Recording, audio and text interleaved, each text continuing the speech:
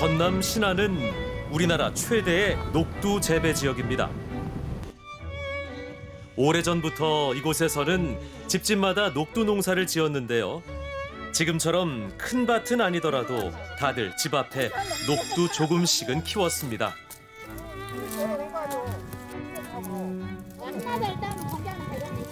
예전에도 다 많이는 안 하고 대량은 안 하고 조금씩 다 했겠어. 자기 이제 자식들 나눠 먹기도 하고 또 명절에나 제사 때 쓰려고 숙주 놓기도 하고 그렇게.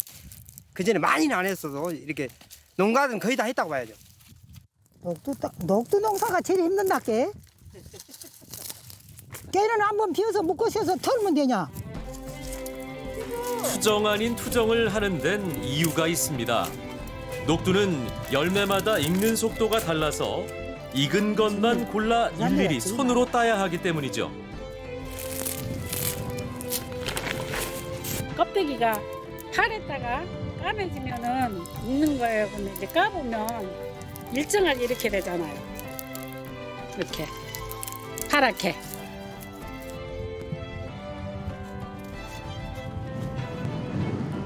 수확을 했다고 작업이 다 끝난 게 아닙니다.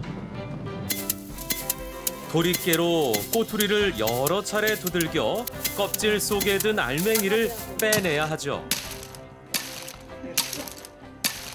이거 할 때가 제일 재밌어요. 왜요? 이거 수확하잖아요. 다른 거는 다 분배하는 과정이고 이제 이거는 걷어들이는 과정이잖아요. 결실을 담는 순간만큼 신나는 때도 없겠죠.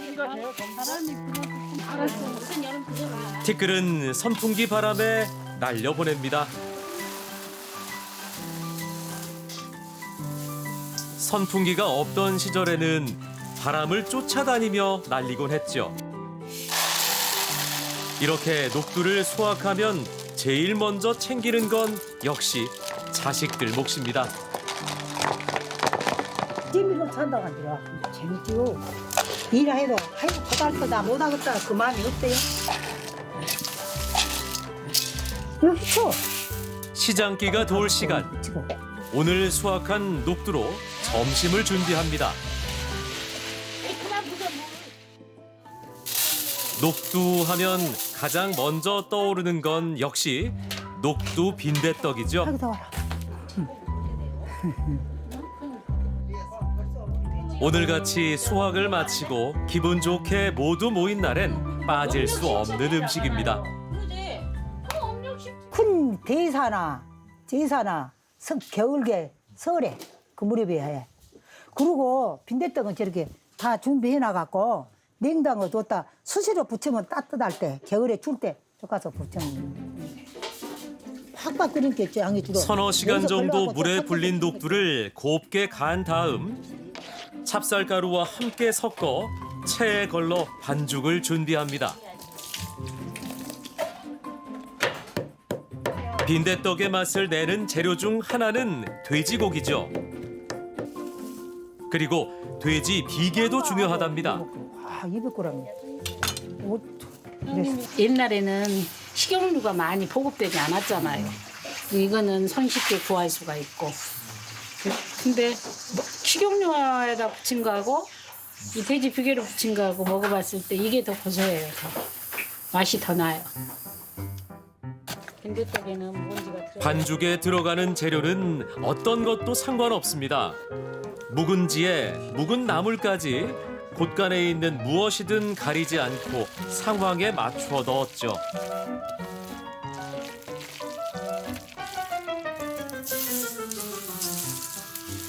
그만큼 녹두 빈대떡은 쉽고 흔하게 먹을 수 있는 대표적인 서민 음식이었습니다. 하지만 실제로 녹두를 키우는 농가에서는 큰 제사나 명절 때 부쳐 먹던 꽤 귀한 음식이었습니다.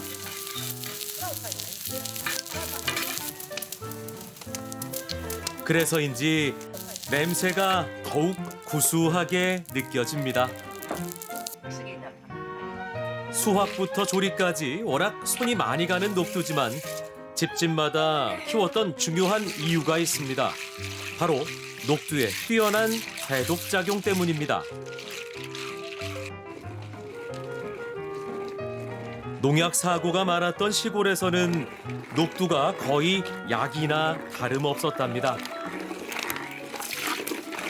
아 옛날에 저기 난 친정 엄마가 이거 아버지 농약하고 오시면요 이렇게 해드리는 거 봤어요. 가정에서 키우는 필수 작곡이었던 녹두. 시골에서는 없어서는 안 될 상비약이었던 셈이죠.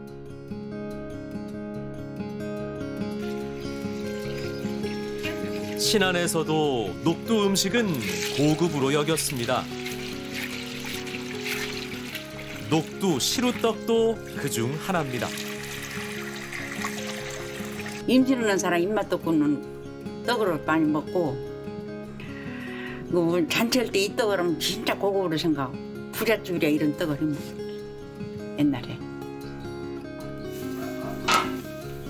녹두의 껍질을 까면 이렇게 옥수수 같은 노란색이 되는데 이것을 푹 삶아 떡고물을 만듭니다.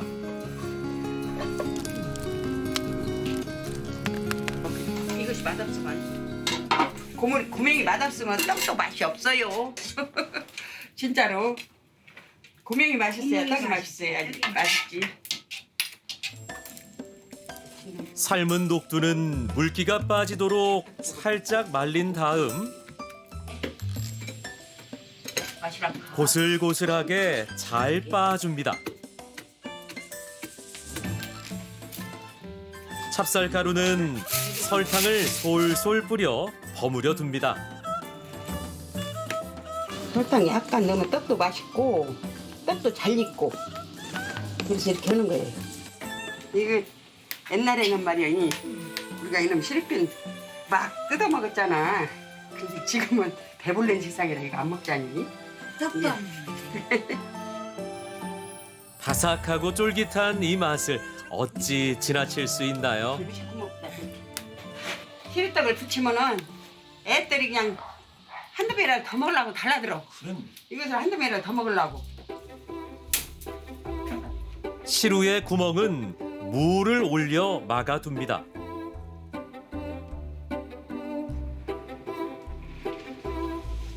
준비가 다 됐으니 떡을 쪄야겠죠. 밑으로 다 세버. 먼저 녹두 고무를 바닥에 깔고 그 위에 찹쌀가루를 한층 올립니다. 싹 젖어놓고 이제 익으면은 또 이제 쌀가루에 익으면 고무를 또 헛쳐. 한꺼번에 안 먹어. 응, 한꺼번에 안 하고. 일반 시루떡하고 똑같지. 똑같은데 이제 고물이 틀려갖고 우리 동네는 이렇게 녹두가 유명해갖고 녹두로 많이 이렇게 떡을 해먹어. 옛날부터. 그래서 이게 반 나는 것이 아니라 제사 때 주로. 시루에 김이 폴폴 올라오면 녹두 고무를 한층 더 올리고 찹쌀가루를 얹습니다. 이렇게 층층이 떡을 쌓아 올리는 거죠. 노란 고물이 참 먹음직스럽네요. 잡숴봐. 맛있는 거 잡숴봐. 형님. 우리는 11년 차인데 이렇게 형님 동생으로 살아 유재석. 맛있다. 진짜 맛있네요. 뜨거. 진짜 맛있어요? 진짜 맛있다. 불 킬까? 여기 불 어디서 켜냐 했었네. 맛있게 맛있네요. 보기 좋은 떡이 먹기도 좋다는 말에 딱 어울리는 음식입니다. 또 다른 건강 식재료를 찾아간 곳은 경남 하동. 이맘때는 푸릇푸릇하던 들깨가 검붉게 익어가는 시기죠.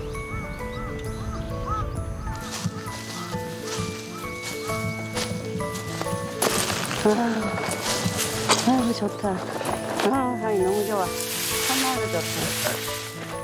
바짝 마르면 고소함이 알알이 모여든다죠. 요새 수업. 지금부터 이제 요금부터 이제 다 두드려 베고 하면 이제 두드려야지. 맛이 들 때까지 사람의 정성 안 닿는 곳이 있을까요? 그래서 들깨는 입국 다물고 오밀조밀 모여 있나 봅니다. 아우 좋다. 아 향이 너무 좋아. 한마음도 좋다. 시내서 한 돈 주고 마트로 와야 돼.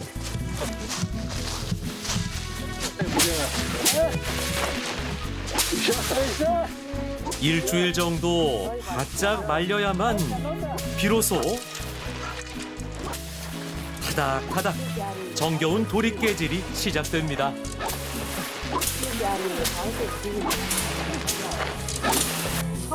들깨 터는 타작 소리는 가장 풍요로운 울림이었죠. 깨알 하나라도 버려질까 주워 담고 또 주워 담았습니다.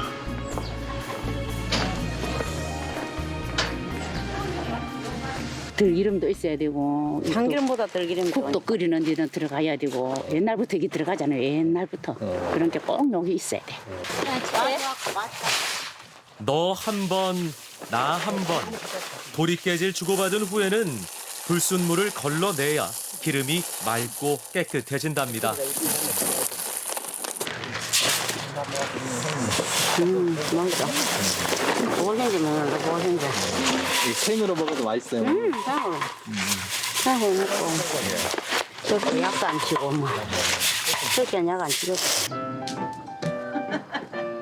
특유의 짙은 향 때문에 병충해도 피해간다는 들깨와 이 세상의 모든 고소함을 담고 있는 참깨.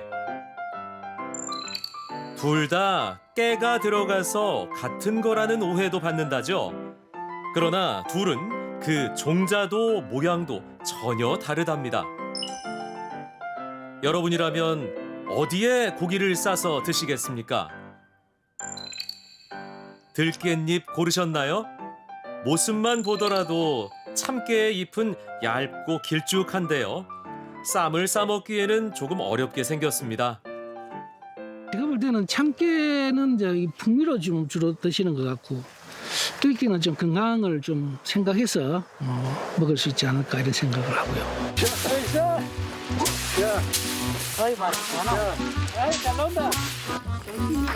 사실 들깨는 참깨만한 대접을 받지 못했습니다. 참깨의 참은 진짜라는 의미. 그래서 부부끼리 깨가 쏟아진다고 할 때나 너무 통쾌해서 깨소금 맛이라고 할 때도 주인공은 늘 참깨였죠. 그래도 부침개 굽고 나물 무칠 땐 들기름이 꼭 필요했습니다. 원래 빼놓으면 말려가 있는 게 이렇게 두드려 오면 조금 3일 말려야지. 그래야 벌레가 안 나고. 아, 그래야 벌레가. 그래 놓으면 덜 말라 놓으면 벌레가 안 나. 물이 많아요. 일이 많아요. 해야 되고 두드려야 되고 널어야 되고 막. 밀어야 되고. 한번 만들어 주세요. 요즘은 들깨를 기름으로 많이 먹지만 예전엔 약들깨라 부르며 건강을 챙길 때 먹기도 했답니다. 잘 마른 들깨에 꿀을 넣고 섞어 일주일 정도 숙성해 두면 그냥 떠먹어도 좋고 차로 마시기도 좋답니다. 옛날에는 어르신들이 담배를 많이 하셨거든요. 그러면 천식이라든지 기름 기관지 쪽에 문제가 있었 같이 기침을 많이 하셨어요. 그랬을 때 많이 먹였거든요. 아이들이 몰래 찬장에서 쓱 꺼내 먹다가 혼도 많이 났다죠. 아이고 맞습니다. 이번엔 하동에 명물이 등장했네요. 참깨, 섬진강 참깨. 자꾸만. 참깨를 이용해 하동에서 오래전부터 전해온 음식을 만들 거랍니다. 소비자는 깜짝 놀랐죠. 이거 무슨 이런 맛이 있느라면서 죽도 아닌 것이 국도 아닌 것이 소화가 잘 될 것 같고 엄청 건강식일 것 같은 느낌이 팍 오는 거 있죠. 아. 참깨 몇 마리를 곱게 찌은 다음 곡물가루를 넣어 만든 이 음식의 이름은 참깨 가리장. 가리라는 말이 하동말로 가루 그거거든요. 그렇게 넣는다 가루장이겠지. 지금이야 보양식으로 불리지만 원래 참깨 가리장은 배고프던 시절 부족 하나마 끼니를 해결하기 위해 만들어진 음식이었습니다.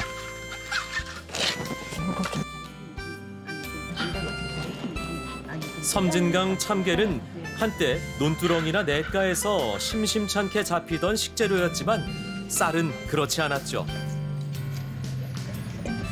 그렇게 한 스푼만 딱 넣어보세요. 맛이 딱 달라집니다. 부족한 쌀 대신 곡물가루를 넉넉히 풀고 죽처럼 만들었던 이 음식. 향이 또 나네. 아니 바쁨 이거 나도 그거 참깨의 감칠맛에 들깨의 구수함이 더해지니 그 따뜻함이 입안을 오래도록 감쌉니다. 맛있는데요. 맛있겠네요. 딱 잘 끓여졌다. 이 기운이 없는 분들이 드시면 그래. 뭐 기운이 바로 뭐 이렇게 살아날 정도로 건강한 맛이에요. 밥 한 술 비벼 먹으면 더욱 고소하다죠.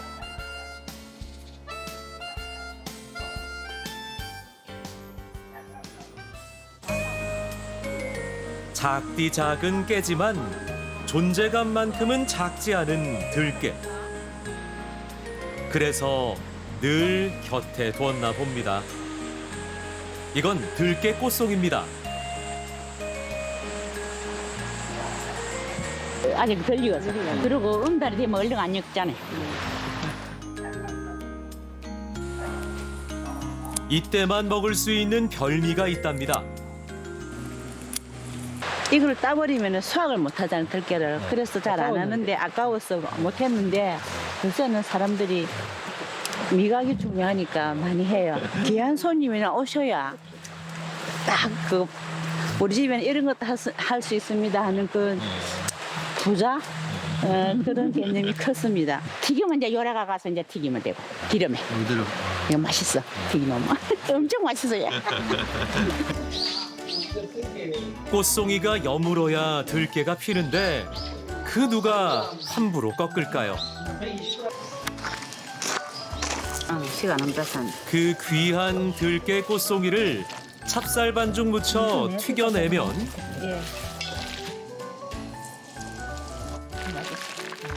씹을 때 바삭함과 함께 들깨가 톡톡 씹혀 고소함이 배가 된답니다. 추에 꼴딱꼴딱 넘어간다. 추에 먼저 넘어가면 먹지도 않았어. 이게 농사 짓는 사람이나 고사스럽게 해먹는 거지. 지금 누가 어디 가서 돈 줄게 팔아 한다고 파는 것도 아니고. 바삭바삭 튀겨낸 가을 들녘의 맛.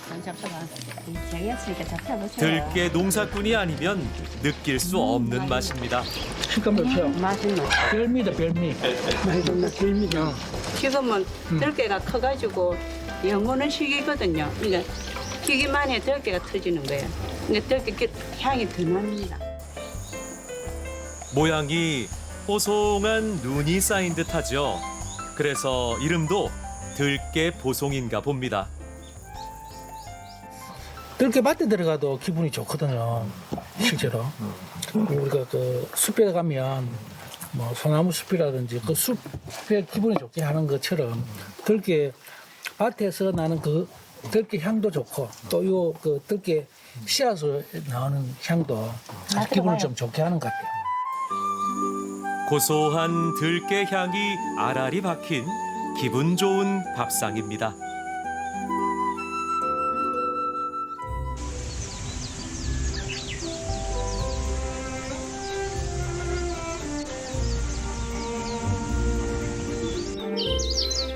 야, 단풍 너무 이쁘게 들었다, 진짜. 단풍 구경을 깨밭에서 했네. 깻잎은요 단풍이 참 이쁘게 들었는데 설악산에는 잘 이쁘게 들리는지 모르겠어요. 들깨가 제 임자인 가을을 만날 때면 그 잎도 함께 익어갑니다. 단풍 깻잎. 말 그대로 가을 되니까 이렇게 이쁘게 물이 들잖아요. 많이들 찾으시고 단풍 보라. 구멍 뭐 숭숭 도와줄 거 뚫린 자연 그대로의 들깻잎. 미안하다.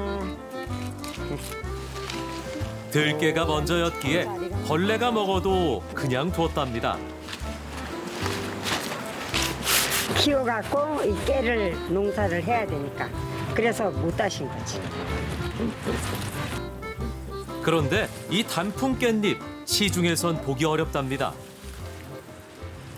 여름에 그 마트에서 드시는 깻잎은 쌈용 전용 연한 깻잎이고 이거는 기름을 내기 위한 기름 종자의 깨 다유 깨거든요. 기름 전용 깨인데 이 녀석들 깻잎을 버리기에는 너무 아깝고 그러니까 쌈으로 먹기 위해 잎만 수확하는 잎들깨란 품종이 따로 있답니다.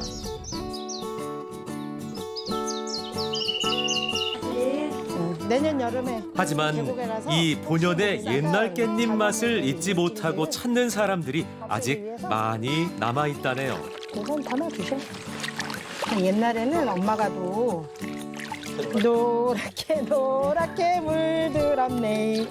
빨갛게 빨갛게 물들었네. 깻잎이 이쁘게 물들면 인제 사나도 가을 단풍이 이쁘게 들어요. 이쁘게 물든답니다. 단풍 깻잎이라고 해서 조리 방법이 특별하진 않습니다. 완전히 다만 시중에 유통되는 깻잎과 달리 조금 억세서 부드럽게 만들어주는 작업이 필요한데요. 푹 소금물에 그 깻잎 방법도 김치랑 그리 어렵진 않습니다. 잠길 수 소금을 있도록 푼 물에 기름도 그냥 붓거라. 푹 절여두면 되죠. 단 기다림의 시간은 필요하답니다. 가을 깻잎은 질감이 질기고 쓴맛이 있기 때문에 한 열흘 정도는 쓴맛을 우려내기 위해서 푹 삭혀야 해요. 그리고 쑥 잡아 소금물에 단풍 깻잎이 보들보들하게 삭혀지면 이제 둘도 없는 밥도둑으로 변신할 차례입니다. 팔팔. 그때는 이렇게 주로 반찬이 없으니까 그래도 깻잎을 해놓으면은 항상 집에서 이 밑반찬이 돼 있잖아요. 끓는 물에 데쳐 소금기를 빼낸 다음 갖은 양념으로 맛을 낸 양념장을 올립니다. 모양은 일반 깻잎 김치와 다를 게 없어 보이는데요. 파란 깻잎 같은 경우는 김치를 담는다 하면 잎이 너무 연하다 보니까 삶지 못하고 생으로다가 담지 않는 이상은 1년 정도 보관하기에는 저장성이 좀 떨어진다고 보시면은 흰밥 위에 단풍 깻잎 김치를 올리면 언제 밥맛을 잃었던가 싶어진다죠. 단백이 매운탕 끓여 먹자. 여기 있습니다. 많이 잡으셨네. 웬일이야. 청정 1급수에서만 사는 산맥이에요. 가을에 단풍 들을 적에가 제일 맛있어요. 야. 이게 이제 조금 있으면 월동 들어가기 때문에 월동천에 맛있죠. 산맥이 들어갑니다. 투척. 산메기는 지역에 따라 깔땅메기, 눈메기 등 다양한 이름으로 불리는 토종 물고기입니다. 남다른 감칠맛 때문에 슴슴한 맑은 탕이 잘 어울리지만 오늘은 고추장 넣고 칼칼한 맛을 더해보는데요. 들어갈 거예요. 와. 매운탕의 마지막을 장식하는 건 역시 깻잎이죠. 맛이 최고지요. 향기가 벌써 살아나는구나. 강원도 하면은 감자지. 역시 감자가 최고지. 밀이 부족했던 강원도에서는 수제비 대신 감자로 만든 옹심이를 즐겨 먹었죠. 간 감자에 밀가루만 묻혀 완자처럼 만들어 넣으면 넣어도 괜찮을 것 같아. 그 맛이 틀리다. 기가 막힌답니다. 맑아진다. 와. 오라버니 최고. 와우. 하셨는데 깻잎. 조금 드셔요. 떠셔 오라버니. 응? 아이고. 약방에 감초가 있다면 우리 음식의 감초는 바로 깻잎이 아닐까요? 호호. 오. 어때요? 맛이 괜찮요? 우선은 향기인 것 같아. 가을에 만나니까 더 좋은 것 같아. 향긋한 냄새가 코끝까지 닿는 가을의 맛입니다. 비, 바람 다 맞으면서 이렇게 키우면서 느꼈던 그 보람이 네, 들깨밭에 이렇게 쓰면 그 향기 그리고 풍요로운 그 색감 이런 것들이 나름 행복을 주는 것 같아요. 뜨거운 여름을 견뎌낸 단풍 깻잎. 기다린 만큼 더 풍성한 밥상입니다. 전남 신안. 귀 모양을 닮았다 해서 이름이 붙은 섬 고이도입니다. 김 양식 말고는 대부분 바닷일보다 농사를 짓고 사는 분들이 많다는데요. 이맘때면 묵직하게 고개를 떨군 이 녀석들이 고이도의 가을을 알린답니다. 생김새가 좀 독특한데 뭔지 아시겠습니까? 지금 조라 그래. 옛날에는 수숙이라고 했죠. 수숙. 옛날부터 조를 많이 한 데가 고이도예요. 이것이 강아지풀이라고 하는데 어렸을 때는 좋은 지에 강아지풀인지를 몰라요. 여기서 농사 지은 사람들도. 정말 강아지 풀과 구별하기 힘들 정도로 닮았다 했더니 조의 원형이 강아지 풀이랍니다. 자세히 보면 이삭이 작은 알갱이들로 가득 차 있는데 이게 바로 좁쌀이라고 부르는 조의 열매입니다. 우리나라에서 가장 먼저 재배하기 시작한 곡식이 바로 이 조라고 하죠. 고이도에서도 조 농사를 많이 지었답니다. 자갈밭에 서숙을 간다는 말이 있을 정도로 아무 데서나 잘 자라기 때문입니다. 고이 땅은 비가 오면 바그르, 그러면 독대가 깡깡해 버려 이런 성질을 갖고 있어요. 사질이어가지고. 여기는 이런 것이 나지 마늘하고 딴 거시기는 못해. 잘 자라는 대신 손이 좀 많이 간다네요. 익기 전엔 잡초와 구별이 안 돼 김매기가 까다롭고 일일이 낫으로 베어 수확하다 보니 일손도 많이 필요하답니다. 낫으로 잘라가지고 또 널어가지고 쳐가지고 바사치면은 이거 긁어내고 또 얼매이로 해갖고 또 지리고 일이 많아요. 수확한 조이삭은 이틀 정도 말려 알곡을 털어내는데요. 이때가 제일 힘들다는군요. 열어갖고 알 빼갖고 얼매이래. 에이 일이요. 이렇게. 멀미지. 깨 같은 것도 하면 열로 치고. 한번 줘가지고 딱 이거 알매요. 조는 곡식 중 나달이 가장 작습니다. 참깨보다 더 작다 보니 마음먹은 대로 떨어내기가 쉽지 않다는데요. 그래서 생긴 말이 조바심이랍니다. 조 자체가 알맹이도 적고 잘 안 털어져요. 그리고 자를 때도 조금 빼먹는 것도 많고, 그 다음에 이거 드린다고 표현을 하죠. 그거 할 때도 사방 이쪽저쪽 막 튀어요. 각별히 신경 써가지고 조심해서 해야 돼요. 그 작물 쉽게 말하면 애인 다루듯이 조심히 해야 된다고 해가지고 뭐 조바심 뭐 그렇게 이야기를 하시더라고요. 옛날 어른들. 바심이 타작이라는 뜻의 옛말이랍니다. 조바심이 결국 조타작을 말하는 건데요. 이 작은 좁쌀 하나를 얻기 위해 얼마나 마음 졸이며 조바심을 냈을까요? 이 석발기라고 하는 걸 가지고 돌을 걸러주는 거예요. 부유물들이 너무 많아가지고 손이 좀 많이 가요, 기본적으로. 보시면 왼쪽이 탈피 전, 껍질 탈피 전이고 오른쪽이 탈피 후예요. 약간 연해졌죠. 조는 종류가 많습니다. 이건 차조인데요. 매조도 있고 색깔도 황색, 청색 등 다양하답니다. 비슷해서 헷갈리는 곡식이 기장입니다. 조보다 밝은 노란색에 알맹이가 조금 더 큰 게 기장이랍니다. 40kg 중에 근 한 10kg 이상이 더 빠져버려요, 밖으로. 껍질 무게하고 그다음에 뭐 부유물들 그런 게 엄청 많이 빠져요. 아무리 연근다고 해도 이게 솔직히 농사 짓기 힘든 거예요.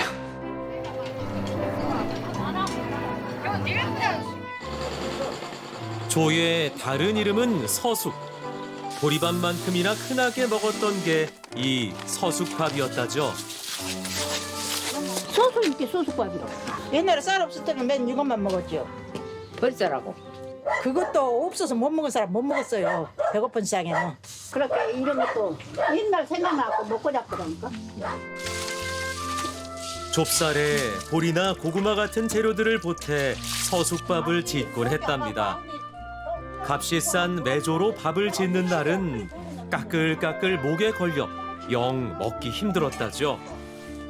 그땐 왜 그리도 쌀밥 생각에 목이 메었는지 알다가도 모를 일입니다. 쌀 구경도 못하더라고. 그때는 비도 그렇게 많이. 그 시절에는 애기 낳고도 쌀밥 먹기 힘들었는데. 지긋지긋하지라. 그런 세상이 또 돌아온다 못다.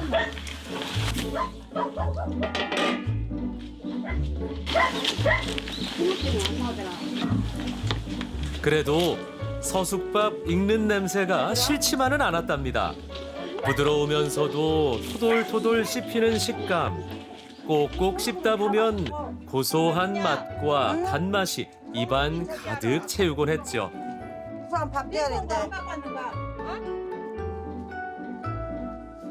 차조에 콩과 팥까지 넣어 밥을 지으면 착 감기는 찰진 맛이 쌀밥 부럽지 않았답니다. 소스밥은 미역국에다 물 말아 먹은 게 미역국에다 그 밥덩어리 놔서 먹은 게 먹을 만한데 보리밥은 미끄덩미끄덩이 하고 안 좋아.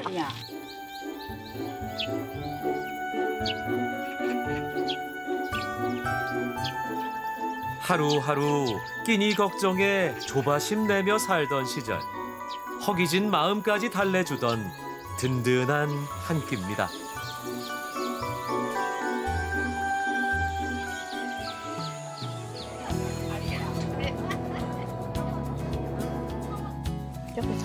차조는 밥 말고도 쓰임새가 많았습니다.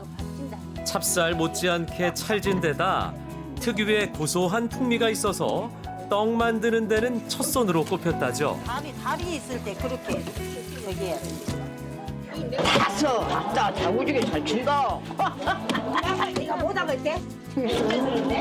오늘 할수다 찹쌀도 넣었다고 그런가? 겁나 찰져. 옛날에는 맨 차져갖고 떡에 먹지. 말 그대로 그 찰진 게 떡에 먹고. 예, 주로 별거 다 하죠. 엿도에 먹고, 엿에 먹고, 떡에 먹고, 저거 술에 먹고. 머리는 아침이다, 야. 차조로 떡하는 날 아이들이 있는 집에선 떡을 조금 떼어 집 주변 나무나 넝쿨에 던져놓기도 했답니다. 이렇게 해갖고 이제 그 헌역 뭐 다 가져가라고 막 그러고 있는 것 같아. 헌역 나설랑 하면은 거기 가더라고 그렇게. 나무에 그렇게 나무에다 가져가라고. 다른 사람한테 얼무리지 말고 다 가져가라고. 차조밥을 절구에 찧어 찰지게 떡반죽을 만들어 놓으면 이제 팥고물이 거들 차례. 달달한 팥옷 입힌 다음 먹기 좋게 잘라놓습니다. 쫀득쫀득 고소한 서숙떡 빚는 날, 그날이 잔칫날이었답니다. 이런 교로 해가지고 잔치도 추고 그랬지. 지금도 귀하지만은 옛날에 맛있었어. 옛날에도 귀했어요. 잔칫날 다가오면 서숙떡 먹을 생각에 고이도 아이들은 밤잠을 설치곤 했다죠.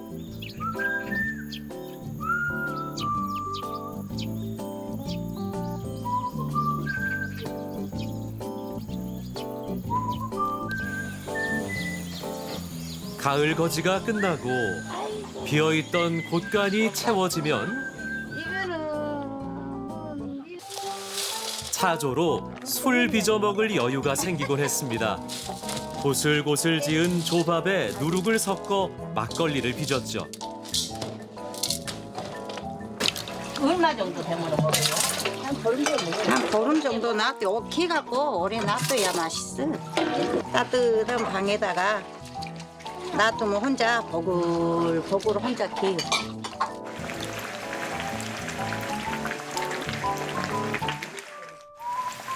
차조는 알갱이가 작고 단단해 술을 빚으면 양이 좀 적게 나온답니다. 쌀은 별로 안 나오는데 이게 조는 이게 찌개가 이렇게 많이 나오거든요. 이것 갖고 이제 우레 장아찌 섞을 때 장아찌 담고 할 때 술찌개미 갖고 담잖아요. 농사 일할 때 이거를 한 잔씩 먹으면 배가 안 꺼지니까 일하기 좋죠. 대신 맛은 비교 불가. 깔끔한 첫맛에 달큰한 뒷맛까지 술술 넘어가는 조막걸리입니다.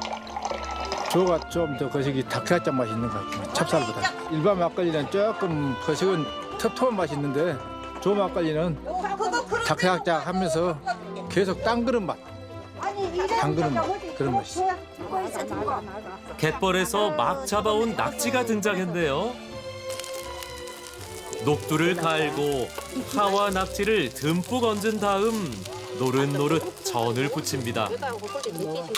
막걸리 안주로 이만한 게 없죠.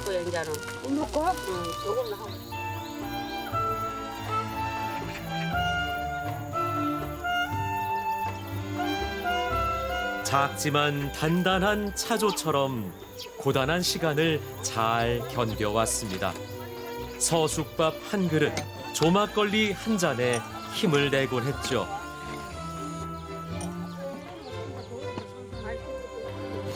그리고 지금 이것이 별미 아니라 별미. 별미요? 응. 옛날에는 주식으로 먹었지만 지금 별미. 그 시간이 고스란히 고이도 밥상에 남았습니다.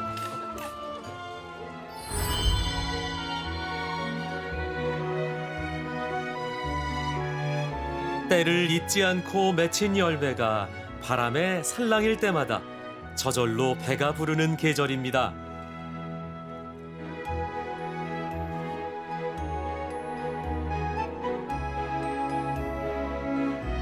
작지만 강한 생명력으로 밥상을 지켜온 가을 들녘의 진짜 주인공들. 제철을 담은 건강한 한 끼가 이 가을 우리 모두의 몸과 마음을 살찌우고 있습니다.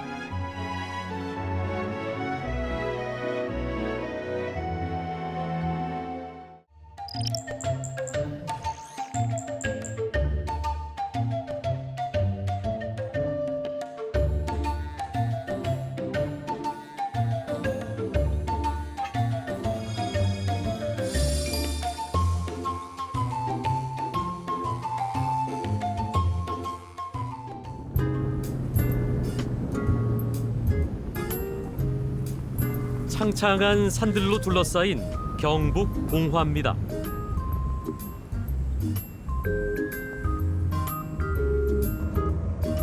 산에서 자란 사람들은 산을 오른다 하지 않고 들어간다 한다죠.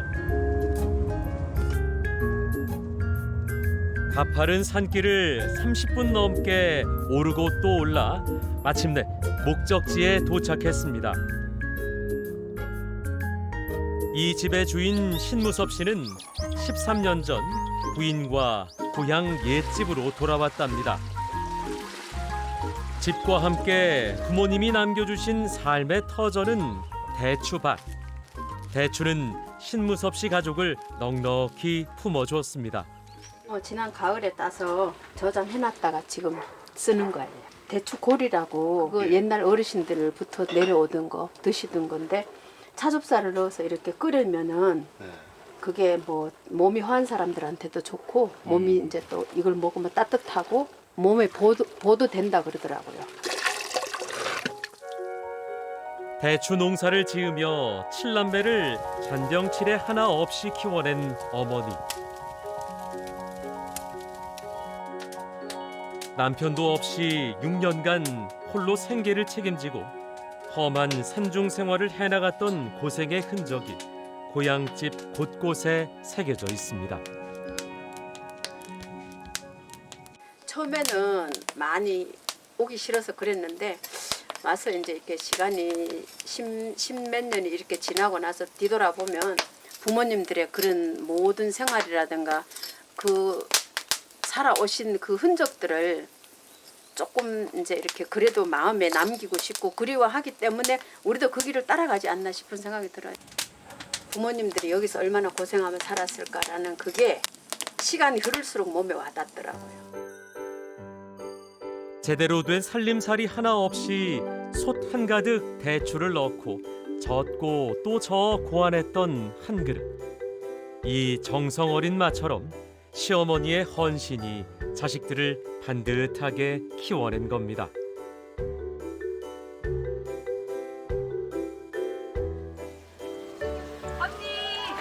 왔어. 잘 계셨어요?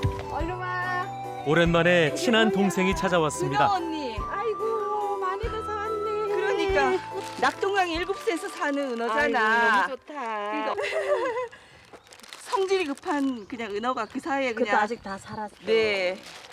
언니가 너무 높은 산골에 살잖아요. 저도 물론 높은 데 살지만 근데 언니가 가끔씩 단백질이 필요하실 것 같아갖고 제가 요 낙동강 근처에 또 제가 가까이 있으니까 산골에서 먹기 힘들죠. 네. 근데 얼마나 고마워요. 이렇게 오늘 또 가지고 와서. 동생밖에 없죠 언니? 맞아. 아유 참. 고마운 마음은 밥상으로 보답합니다. 가지고 오니까 괜찮네. 이야 버섯 너무 탐스럽고 좋네요. 이거 다 여기서 난 거야 이거는. 이런 맛으로 또 산골에 살잖아요. 높아도. 오늘 제대로 보신하고 가겠습니다. 네. 네. 손님에겐 좋은 것만 대접한답니다. 요거는 통이버섯. 그 다음에 요거는 능이. 여기는 저런 거 없습니다. 다 자연산이에요. 요거는 밤. 밥 짓는 물까지 예사롭지 않습니다. 이거는 소나무 담쟁이라고 홍담. 또 이제 끓여서 먹기도 하고 이제 밥 같은 것도 이렇게 해서 먹고 찌개도 요렇게 하면은 요게 지금 단맛이 소나무 향도 나면서 단맛이 살짝 나요. 그 어디서도 맛보기 어려운 고랭지표 영양밥. 푸른 산의 정기가 한솥 가득합니다.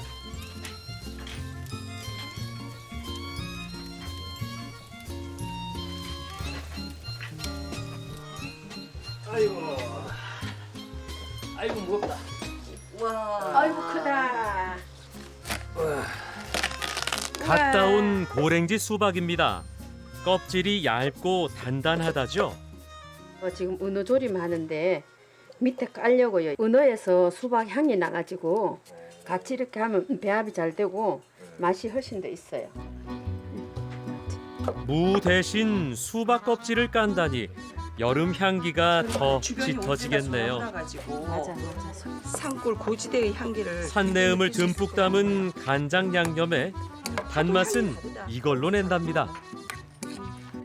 저희가 물을 쓸 때 물 넣는 대신에 수박을 갈아서 넣으면은 왜냐하면 수분도 보충되어지면서 당도도 높아지기 때문에 저희는 설탕 대신 수박을 갈아서 저희 주로 많이 애용하고 있습니다. 수박을 이래저래. 단맛은 더하고 짠맛은 줄여준다니 일석이조군요.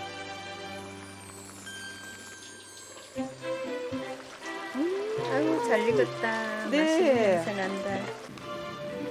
자작하게 양념이 배어들면 산골 고명이 나설 차례. 버섯과 산나물로 은어조림을 치장하는데요. 여름철 대표 생선인 은어가 짭조름한 밥도둑이 됐습니다.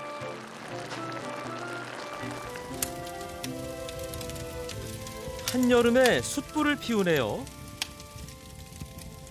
아 여기는 그래도 낮에는 좀 덥지만은 저녁만 되면은 추워요. 이불 덮고 자야 되는데. 그래서 이 1년 동안 뗄 장작들 저녁으로 군불 한 번씩 떼고. 예, 그렇게. 그래도 장작이 있으시고. 그럼요. 시원하다 못해 서늘한 산꼭대기의 여름. 예, 가져오세요. 불 피울 일이 많다 보니 자연스레 고기도 불맛을 입혀서 먹곤 했답니다. 초벌로 삶은 돼지 등갈비에 매콤한 간장 양념과 자연의 향기를 듬뿍 더하는데요. 이거요? 솔잎으로 만들었어요. 네. 아우, 맛있겠다. 김치. 와. 저는 이 생활이 더 좋더라고요. 예, 자유롭고. 나이가 들면 들수록 고향이라는 것을 이게 더 애착이 가고. 예. 그래서 부모님도 계시고 저희들 할아버지 할머니도 여기 계시고 직장생활 마치고 나머지 생활은 고향 땅에서 이제 고향을 일궈 나가야 되겠다 이런 생각을 한 거죠. 고향 산의 품에서 자연과 더불어 살아간 일. 맛있게 익어가는 갈비처럼 살맛도 제대로 난답니다. 오늘 뭐 맛있는 거 많이 해놨어요. 예, 많이 해놨다고. 냄새 좋은데요. 예. 와, 맛있겠다. 네. 한 번씩 손님들이 찾아오면 산꼭대기에 잔치상이 펼쳐집니다. 좋은 세상에 사는 거요. 산골에서 어떻게 회를 먹겠어. 재수 씨 덕분에 오늘 참 잘 먹습니다. 아이고, 저도 덕분에 하여튼 감사합니다. 이 좋은 곳에서. 맛있는 음식을 주고받는 마음만큼 정다운 게 또 있을까요? 많이 드세요. 고향 산의 품처럼 이 밥상이 모두에게 넉넉하고 푸근한 추억의 맛으로 남았으면 좋겠습니다. 농사를 너무 많이 해요. 부지런하고 열심히 있어가지고 그래가지고 이런 거를 진짜 뭐 맛있는 거 있으면 헤매기고 싶고 막 그런 동생들이에요. 자주자주 와서 언니랑 같이 이렇게 우리 같이 음식을 가질 수 있도록 그렇게 할게요. 네. 산골까지 찾아준 거에 대해서 너무 고맙고 좋지 나야. 700포지. 네, 그러니까. 아유, 좋아요. 초록빛 물결이 넘실대는 강원도 평창. 평균 해발 고도가 700m로 고랭지 농사가 시작된 곳이죠. 고랭지 대표 작물 배추 수확이 막 시작됐습니다. 여름 볕과 바람이 키워낸 싱싱한 녀석들을 보면 농부 마음도 덩달아 설렌답니다. 물이 작아가지고. 기후 변화에 엉충해 한숨 짓는 배추 농가들이 많다는데 다행히 이 마을 배추는 잘 커졌답니다. 올해도 얕은 지방에서는 가물어가지고 이제 버린 게 많아요. 네. 밭에서 버린 게. 여기는 고냉지고 여기가 한 700고지 돼요. 네. 그래서 이제 이 산에서 차가운 공기가 이렇게 이제 저녁이면 내려오고 네. 이게 조건이 좀 많이 좋은 편이죠. 고랭지 작물은 왜 맛이 뛰어날까? 알고 보니 이유가 있었습니다. 식물은 낮에 합성한 여러 가지 물질을 밤에 저장하는데 밤 온도가 높으면 에너지 대사로 소모해 배추 속이 꽉 차지 않는답니다. 고랭지의 서늘한 기온은 영양분의 손실을 막는 역할을 하는 거죠. 자연이 맛을 내는 기술은 참 오묘하고 신기합니다. 커다란 일교차로 당분을 쫙 끌어올려 맛이 더 달큰해진 배추가 서울로 떠납니다.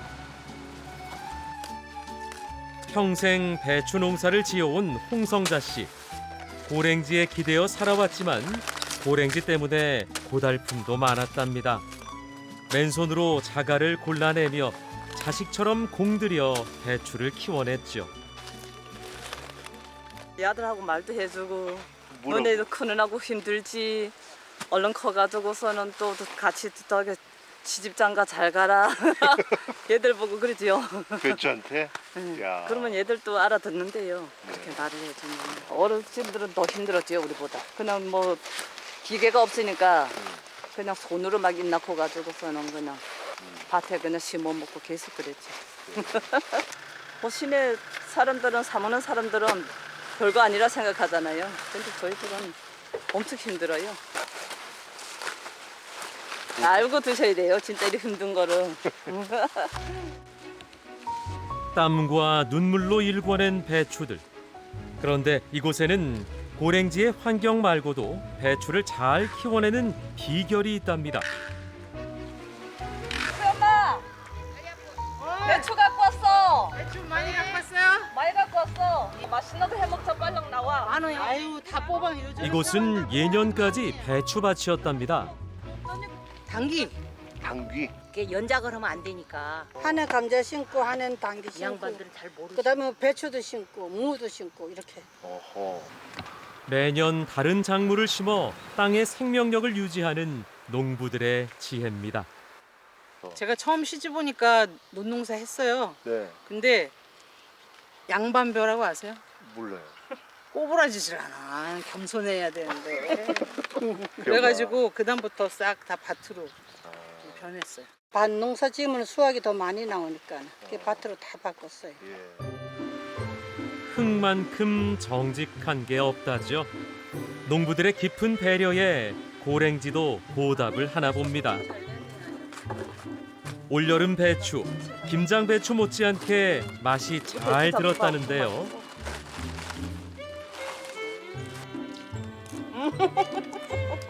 맛을 보면 저절로 웃음이 나죠. 봐. 진짜 맛있네. 옛날에 산에 가서 저런 구렁에 이제 평전한 데 있잖아요. 그런 데 가서 밭 일궈가지고 많이 심었어요. 배추 같은 거. 고생 엄청 했지요. 어휴. 지금에는 조금 이렇게 편안하니까 좀 살만 나는데 옛날 같았으면 그리고 이러면은 아주 속상하죠. 그래도 밥 걱정은 덜고 살았으니 배추 덕을 많이 본 셈입니다. 상태 이 정도면 될까요? 먼저 겉절이를 만드는데요. 배추만큼 중요한 게 또 있답니다. 저희는 김장 때도 그렇고 김치 넣을 때 황태를 넣으면 더 맛있어요. 삼삼하고 고소합니다. 가볍게 절여 아삭아삭한 배추에 찹쌀죽과 부추를 넣고요. 한겨울에 말려둔 황태포를 더하는데요. 1년 내내 선선한 평창이라 가능한 거죠. 좀 다르게 맛있어. 온도 차이가 많이 나죠. 많이 나요. 시내하고 여기하고 한 3도 이상 차이 나요. 우리는 에어컨도 없지만은 바람이 싹한 게 들어오는 게 기가 막혀요. 너무 시원해요 진짜. 해만 넘어가면.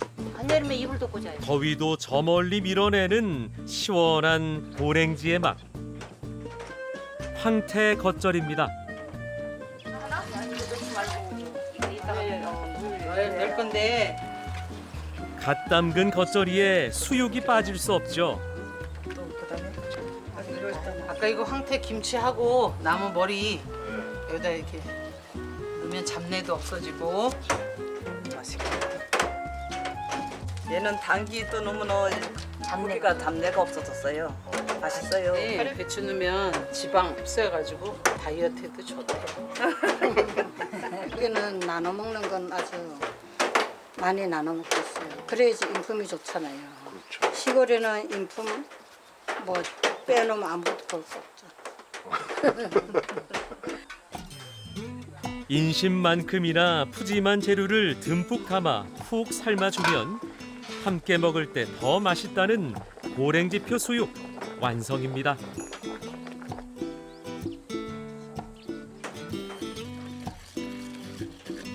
메밀가루예요. 여름 배추가 유난히 아삭거리거든요. 여름 배추로 이렇게 전을 해 먹으면 너무 맛있어요.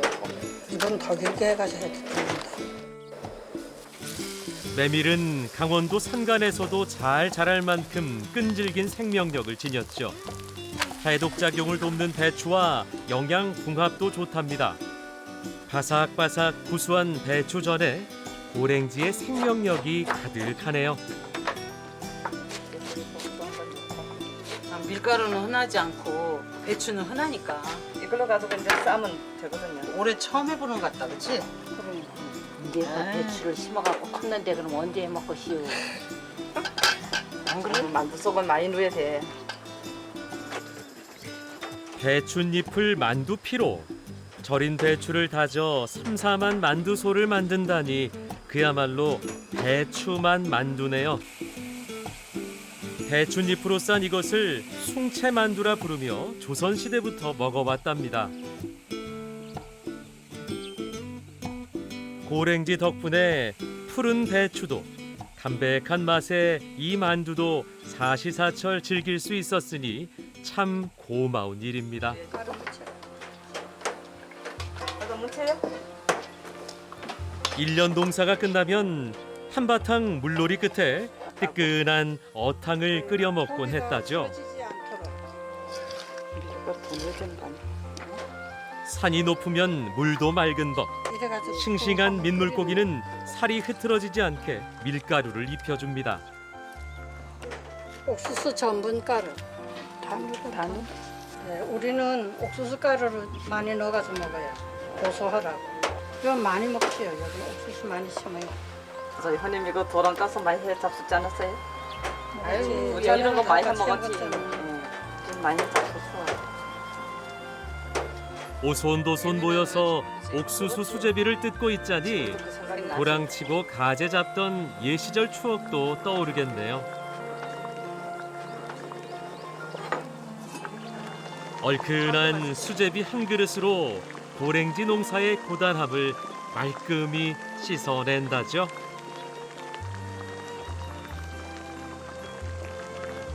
수고 많이 하셨어요. 맛있게 드세요. 고랭지의 맛이 넘실대는 여름 배추 밥상입니다. 이거는 겉절이고 이거는 만두야. 이런 만두 봤어? 간장을 안 가져. 간장 만들어놨는데. 저희들은 그래도 여기가 좋아요. 시내 나가서 못 살아요. 다 한 가족 같고 한 자매 같고 형제 같고 너무 좋습니다. 가족 같아서.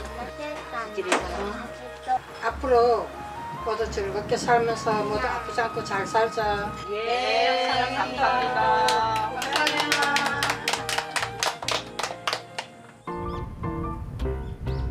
평창은 겨울이 가장 오래 머물다 가는 곳 중 하나입니다. 혹독한 추위를 대비해 이곳 사람들은 한 발 앞서 겨울을 준비하죠.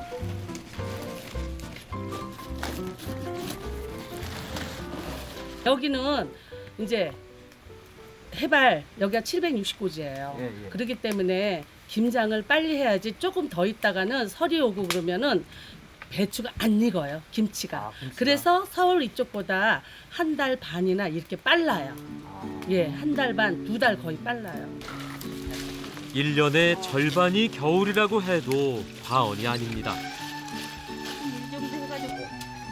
양식이 궁했던 산골의 겨울. 적게는 200포기, 많게는 500포기씩 김치를 담가 겨울 채비를 했답니다. 딱 맞아. 이제 한번 밟고 이제 밟아 꽂고 살살. 무, 배추, 즙, 김장, 그리고 저 쓰레기, 그다음에 갓김치 이거 가지고 한 10식구가 넘는 3대들이 한겨울 나는 거야.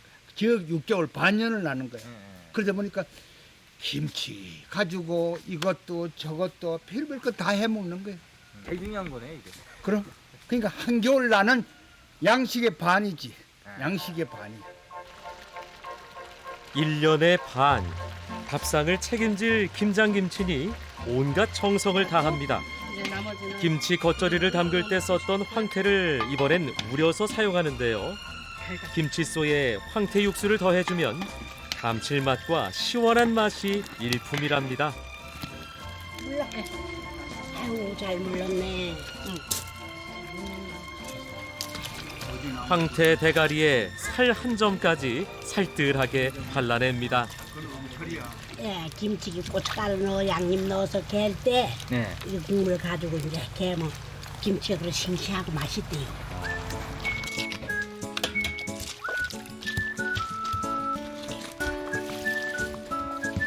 이제 황태 우린물을 이제 여기다 넣는 거예요. 강원도에는 젓갈을 많이 안 넣어요. 새우젓 조금하고 액젓 넣는 사람은 조금만 넣는데 강원도는 이제 전라도 이런 아랫역처럼 젓갈이 많이 안 들어갑니다. 그래서 시원한가 봐요. 이거요. 강원도의 김치 재료는 단출합니다. 양념거리가 귀했던 시절 그 입맛이 이어져 내려온 탓이겠죠. 강원도 김치가 간단해요. 그 대신 시원하죠. 맛이. 김치가 맛있어요. 여기에 양념만 많이 들어서 맛있는 건 아니에요. 이제 하나에다 이제 넣어야 배고팠던 시절 김치만큼 고마운 음식도 없었습니다. 척박한 땅을 일구며 살아온 고랭지 사람들에겐 더더욱 그랬죠. 강원도 고랭지에서 김치 냉장고는 바로 여기 땅에 묻은 김치독입니다. 오랜만에 땅속에 묻은 김치를 구경해 보네요. 감자 국물로 김치를 담으면은 뭐 열무김치도 괜찮고 뭐 백김치에다도 넣는 거 풀국처럼 대용으로 이걸 넣으면은 더 구수해요 이게. 이쪽으로 와서 감자. 음식 재료가 박할수록 그 시절 어머니들의 지혜는 깊어졌죠. 찹쌀이 귀했던 시절 그나마 구할 수 있었던 감자로 찹쌀풀을 대신한 겁니다. 감자가 잘 돼서 국물도 색깔이 곱잖아. 아 국물 진짜 뽀얗다. 뽀얀 게 백김치가 시원하게 싸죠.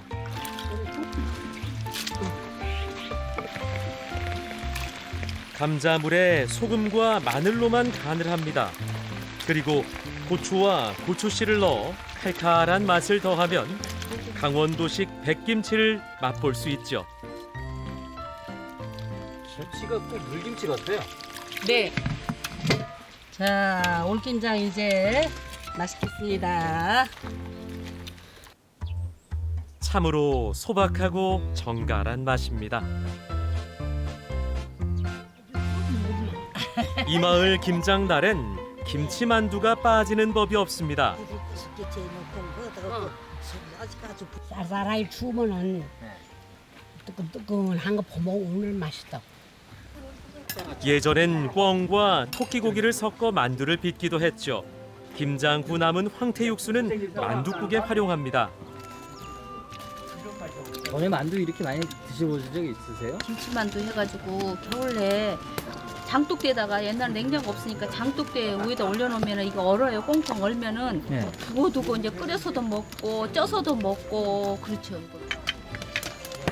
이 뜨끈한 온기로 혹독한 겨울밤을 이겨낼 수 있었습니다. 김치는 잘 묵히면 진미죠. 치지는 않았나 모르겠다. 어디? 맛을 보면 알지. 자.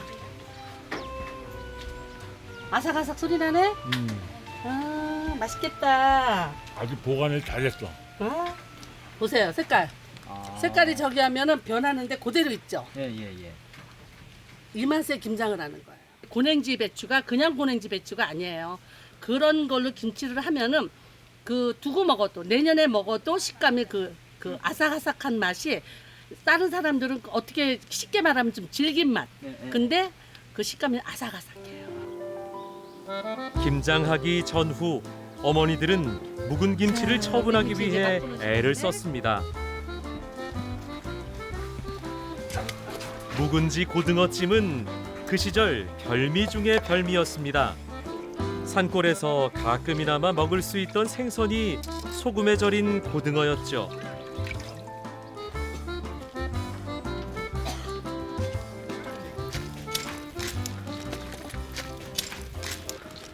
옛날엔 돈이 없으니까 봄서부터 가을까지 생선 장사한 때 예상으로 먹어. 가을에 농사진 곡식으로 예산값 1년치 예산값을 다 갚아. 그래서 이 고등어하고 김치 조림해 놓으면은 할아버지서부터 아버지, 아들, 그다음에 손자까지 다 모여서 여기 엎드려서 코가 빠지는 줄 모르고 먹었다고. 먹을 양식이 없던 겨울에는 간고등어 한 손도 참 귀했죠. 고등어찜은 그 시절 추억의 맛입니다. 하늘과 가까운 곳, 서늘한 기후를 이용한 고랭지 농업은 평창의 살림살이를 살찌운 1등 공신입니다.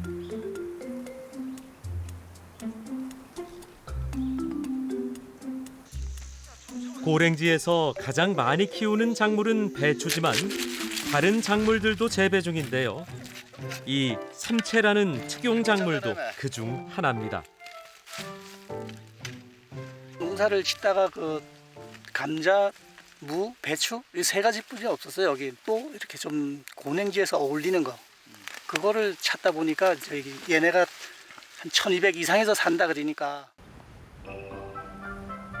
삼채는 히말라야 고산지대에서 자라는 채소입니다. 히말라야 고산 부족이 귀한 손님을 대접할 때 사용한다네요. 고랭지 재배에 성공하면서 우리에게도 건강 채소로 알려졌죠. 삼채는 어떤 음식과도 궁합이 잘 맞는답니다. 이것만 넣고 이제 여기다가 간 조금 되게 소금이나 조금 넣고 이렇게 해서 끓이면은 냄새도 제거되고 고기도 연하고 맛있어요. 고랭지라는 특수한 환경은 우리 밥상을 변화시키는 또 하나의 축이 돼가고 있습니다. 다 익었거든요, 감자가. 그러면 끓여야지. 네. 네 옛날에 이런 거 봤나? 아이고, 고기는 어디 가서 봐요, 이런 거. 거의 못 봤지. 감자를 삶고 거기에 밀가루 물을 넣습니다. 이 음식은 땅을 개간할 때 허기를 채우려 먹었던 밀가루 풀입니다. 빨리 식으라고. 시간이 급하니까. 빨리 식으라고 얼른 식으라고 이래가지고 먹었다니.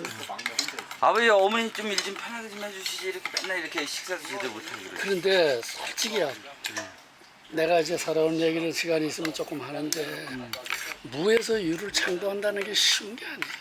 아무것도 없이 살라니까 힘이 든 것도 모르고 그렇게 산 거지. 고랭지 개간은 1960년대 초 정부의 식량 증산 계획이란 이름으로 진행됐습니다. 땅을 개간하는 만큼 식량을 배급해 주었죠. 전국 각지에서 몰려든 사람들은 영하 30도까지 떨어지는 겨울에도 돌투성이 땅을 개간했습니다.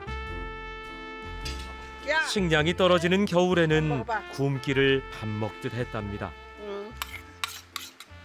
일을 아무나 하다 보니 입이 다 그때는 뭐 쌀이 있어?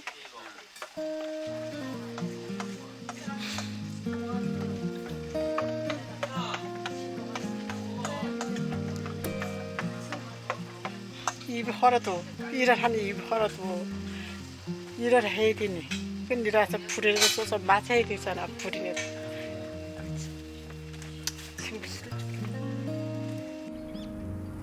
그 시절의 눈물이 담긴 한 그릇입니다.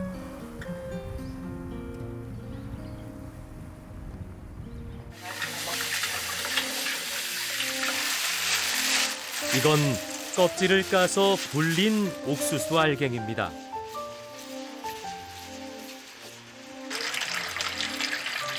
뭐 하시려고요? 아, 뭐 줘잖아. 옥수수 학밥하라고 밥한테 했잖아. 쌀 한 톨 들어가지 않는 밥을 짓습니다. 물론 보리도 한 톨 없습니다. 산 꼭대기 밭에서 먹던 밥. 지긋지긋했던 그 기억 때문에 삶이 여유로워진 다음엔 해먹지 않던 음식입니다. 밥 한 사발에 아픔이 서려 있습니다.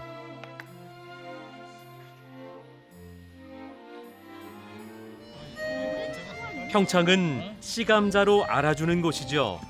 전국에 공급되는 씨감자의 50%를 이곳에서 생산한답니다. 비알이라고 그러죠. 여기서 강원도 말은 병사도가 있으면 물이 안 차서 장마에도 그냥 썩질 않습니다. 물이 잘 예, 배수가 잘 돼서. 좁고 비탈진 산 귀퉁이, 그 척박한 땅에서 감자는 잘도 자라주었습니다. 그 시절 감자는 귀한 양식이 돼줬죠. 옛날에는 감자밖에 먹을 게 없잖아요. 네. 근데 이 감자를 나는 17부터 했어요. 17부터 이 감자 농사를 해가지고 네.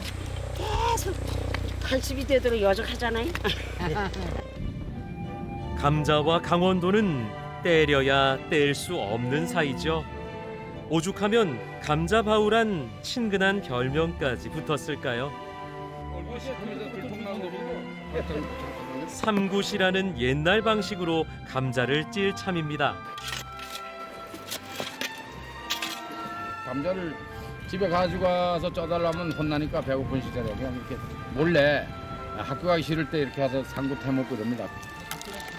원래 삼굿은 대원료인 삼을 뜨거운 증기를 이용해 실로 가공하던 과정이었습니다. 그걸 흉내낸 게 바로 삼굿구이죠. 오로지 여름에는 그 개울에 가서 부탁받고 수영하고 그러다가 이제 허기 가지고 이제 감자 이런 걸 파다가 이렇게 산꽃을 해서 먹고 있죠. 그러니까 그때는 이 감자가 최고였지. 찾아 그렇게. 네, 찾아 이제 그게 이제 아무명이 아무명. 한마디로 말하면 우리 어릴 때 그 아무명. 어릴 적에는 이렇게 참 많이도 먹었답니다. 그 시절 기억이 새록새록 떠오릅니다. 감자에 일단 돌에 직접 마찰이 되면은 타고 어디니까 돌이 뜨거워서 그걸 중화시켜주고 또 요 풀에서 수분이 나오니까 약간의 그 수증기로 물 역할도 해주는 겁니다. 그래서 여기 이제 향도 배고요. 달아오른 돌 위에 뽕잎을 깔아주고 그 위에 감자 흙을 켜켜이 쌓습니다. 연기 안 나가게 좀 연기가 세면 감자가 아니고. 이제 1시간 정도 기다리는 일만 남았습니다.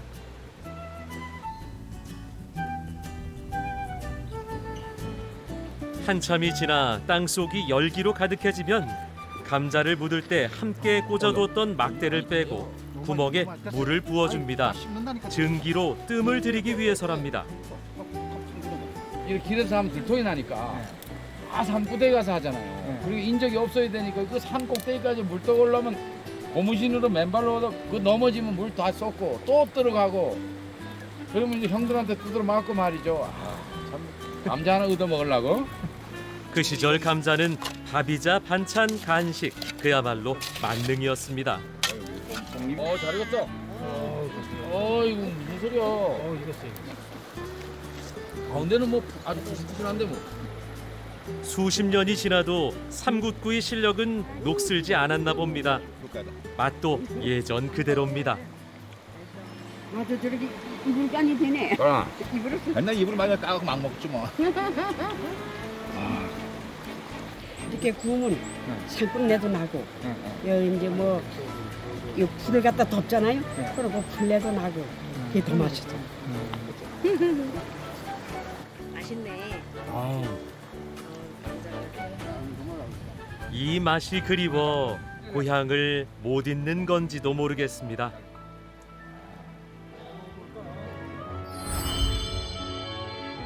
산등성이 사이로 바람과 구름이 지나고 산비탈에 펼쳐진 밭 사이로 서늘한 기운이 스며들면 고랭지는 다양한 먹거리로 풍성해집니다.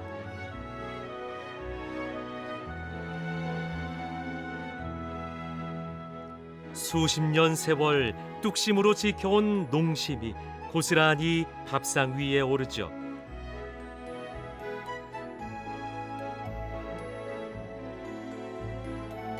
차가운 바람과 이슬이 만들어낸 귀한 선물, 고랭지 건강 밥상엔 한 시대의 땀과 눈물이 담겨 있습니다.